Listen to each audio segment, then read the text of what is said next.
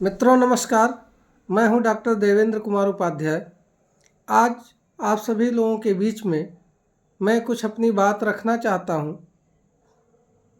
अक्सर हम लोग देखते हैं कि किसी भी घटना में पुलिसिया उत्पीड़न चाहे जिसकी सरकार रही हो, हर सरकार में देखने को मिलता है। अक्सर किसी आरोपी व्यक्ति को पुलिस ले जाती है और थाने में थर्ड डिग्री का प्रयोग इतना हद तक कर देती है कि उस व्यक्ति की मौत हो जाती है। ऐसी ही एक घटना आपको बस्ती जनपद के दोबौलिया थाना क्षेत्र के उभाई गांव में 24 तारीख को घटित हुई। इस घटना में एक आदर्श उपाध्याय नाम का 17 साल का नाबालिग बच्चा जो गाय चराने के लिए निकला था और गांव के किसी अशोक गुप्ता से तंबाकू मांगा। उस दौरान अशोक गुप्ता से और आदर्श उपाध्याय से कुछ कहासुनी हुई। उस कहासुनी में हाथापाई के बाद में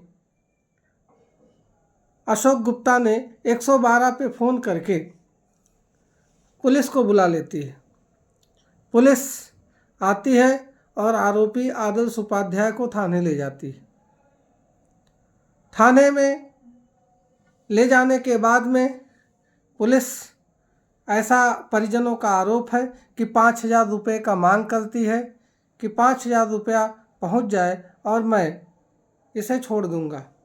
लेकिन उस परिवार की माली हालत इतनी ख़राब है कि देखने से स्पष्ट होता है कि वह इतना पैसा जो है बेर करने में सक्षम नहीं थी।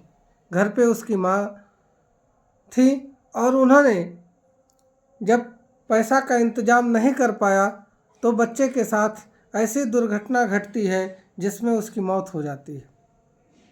ऐसी घटनाएं इतनी संवेदनहीन होती हैं और संवेदना शून्य हमारी पुलिस इतनी हो गई है कि पैसे के आगे लोगों की हत्या करने में भी हिचकती नहीं है। रात में जब पैसा नहीं पहुंचता है तो 24 की रात में उस बच्चे के साथ ऐसा परिजनों का आरोप है कि इस प्रकार से मारपीट थाने में किया जाता है कि उस बच्चे की हालत ख़राब हो जाती है। हालत ख़राब देख करके परिजनों को पुलिस बुलाती है और आदर्श को घर भेजने के लिए उनके ऊपर दबाव बनाती है।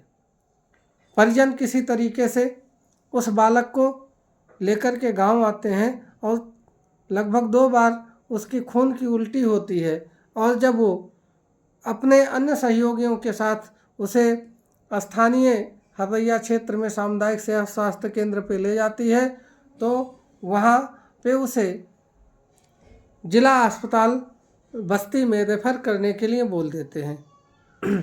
और ऐसा अपुष्ट सूत्रों से पता चलता है कि रास्ते में ले जाते हुए उस बच्चे की मौत हो जाती है। अब बात यह है कि 17 साल का बालक जो अभी एक प्रकार से जो है नाबालिग है, ऐसे बच्चों को पुलिस 24 घंटे से ज़्यादा अपने थाने में कैसे रोकी रही, इस पे विचार करने योग्य है। क्या पुलिस को सरकार ने या कोर्ट ने आदेश दिया है कि आप किसी व्यक्ति को अकारण इतना टार्चर कर दें कि उसकी मौत हो जाए?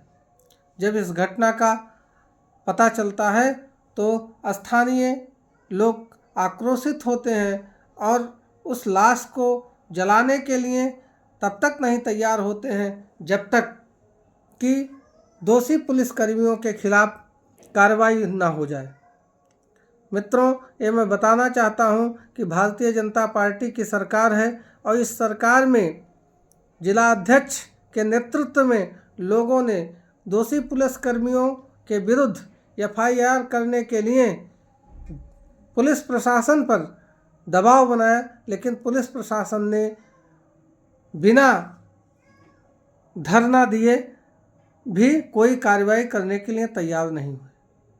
जब जिला अध्यक्ष विवेकानंद मिश्र के नेतृत्व में कुछ लोगों के द्वारा धरना प्रदर्शन किया गया तो आनन फानन में एक पुलिसकर्मी जिसका नाम अजय गौतम है, दूसरे पुलिसकर्मी का नाम शिवम सिंह है, उसको सस्पेंड कर दिया जाता है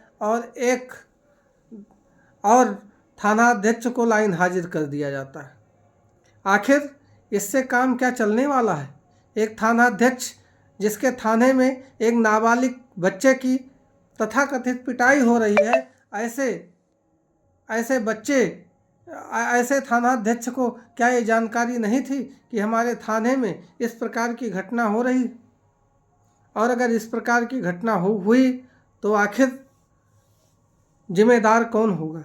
क्या लाइन हाजिर करने मात्र से, क्या उनको सस्पेंड करने के मात्र से उस घर का दीपक पुनः जल सकता है? सुनने में ये भी आता है वह बालक कम सुन पाता था और जब बहुत तेज कोई उसको कोई बताता था कोई बात तो वो जान पाता था। इस प्रकार की घटना मानवता के लिए शर्मसार करने वाली घटनाएं हैं। जिस पुलिस को हम सुरक्षा की दृष्टि से अपना मित्र मानते हैं, जिस पुलिस को हम संकट में आने के बाद में अपना उपकारक मानते हैं, वही पुलिस अगर इस प्रकार की घटनाओं का अंजाम देगी तो आने वाले समय में प्रदेश की जनता कितनी सुरक्षित रहेगी, यह सोचने का विषय है। इस प्रकार की घटना की पुनरावृत्ति ना हो, सरकार को इस पर कार्रवाई करनी चाहिए। सुनने में ये भी आया है कि पोस्टमार्टम रिपोर्ट में किसी भी प्रकार की चोटें नहीं दिखाई गई। जब वो बालक को पुलिस पकड़ करके ले गई उस समय उसे किसी भी प्रकार का कोई रोग नहीं था, तो क्या थाने में बैठे बैठे इस प्रकार का रोग हो गया कि उसकी मौत हो गई? और खून की उल्टी करने वाले शख्स के पोस्टमार्टम रिपोर्ट में कुछ न निकले, ये बहुत ही चिंता का विषय है। इस प्रकार की घटना समाज के लिए कलंक है।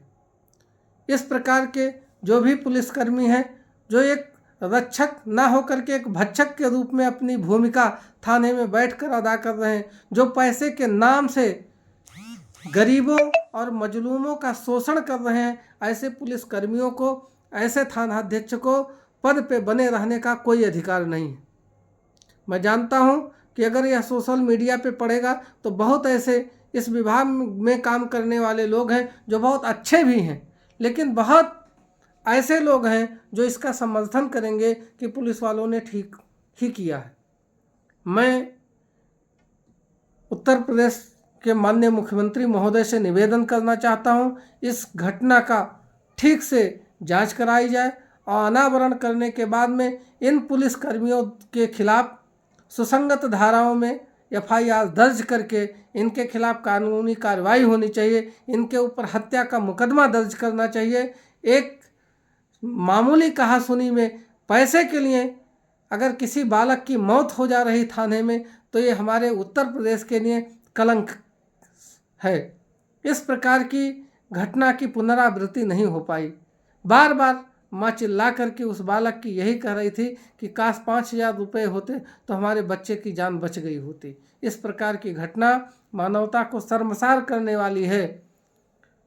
मैं पुनः बस्ती जनपद के जितने नेता हैं, चाहे वो पक्ष के हों चाहे विपक्ष के हों, सबसे मैं अपील करना चाहता हूं कि आदर्श उपाध्याय को न्याय मिले, और जब तक उसको न्याय नहीं मिलेगा तब तक उसकी मृतात्मा को शांति नहीं मिलेगी। सभी मित्रों से मेरा निवेदन है, इस वीडियो को इतना शेयर करें कि जिससे हमारी प्रदेश सरकार के तक ये सूचना पहुंच सके और दोषियों के ऊपर कार्रवाई हो सके। नमस्कार।